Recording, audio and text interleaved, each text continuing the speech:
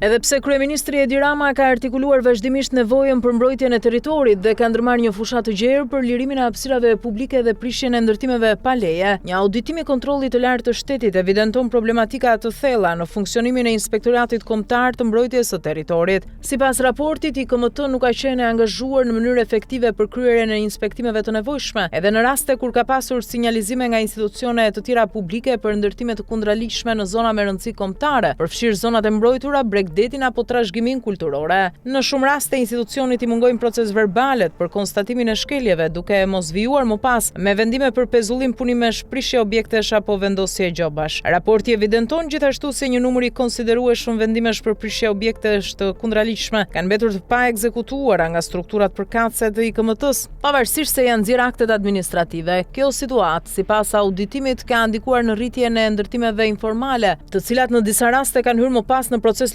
legalizimi duke përfituar edhe parcela në prona publike, përfshirë zona me potencial turistik. Në rastet kur shkeljet janë konstatuar për persona të pa identifikuar, inspektorët nuk kanë kryer kontrolle për të ndjekur ecurinë e punimeve apo për të identifikuar përgjegjësit. Po ashtu në disa procedura administrative, IKMT nuk ka ndjekur hapat ligjor për të kërkuar në gjykatë lëshimin e urdhrave të ekzekutimit, duke sjellë zvarritje dhe ulje të efektivitetit ndëshkues. KLSH konstaton gjithashtu probleme në formulimin e vendimeve për pezullim punimesh, ku afatet 15, 30 apo 60 ditë janë vendosur pa arsyetim teknik apo ligjor të dokumentuar, duke cënuar parimin e proporcionalitetit. Në disa raste, pas përfundimit të këtyre afateve, nuk janë kryer inspektime të mëvonshme për të verifikuar nëse ndërtimet janë ndalur. Edhe në administrimin e gjobave janë evidentuar mangësi. Sipas raportit, nuk janë ndjekur në mënyrë të vazhdueshme procedurat për njoftimin, ekzekutimin dhe arkëtimin e tyre. Për disa subjekte të ndëshkuara mungon dokumentacioni për inspektimet pasuese, ndërsa për 5 vendime gjobe me vlerë rreth 43.6 milion lek nuk është kërkuar brenda afateve ligjore urdhri i ekzekutimit në gjykat. Një tjetër gjetje lidhet me mosndjekjen penale të rasteve të ndërtimit pa leje. Nga auditimi i 32 dosjeve që përmbajnë element të veprës penale, ndërtimi pa ligjshëm, rezulton se IKMT nuk ka kërkuar fillimin e procedimit penal, edhe pse shkeljet konsiderohen të rënda.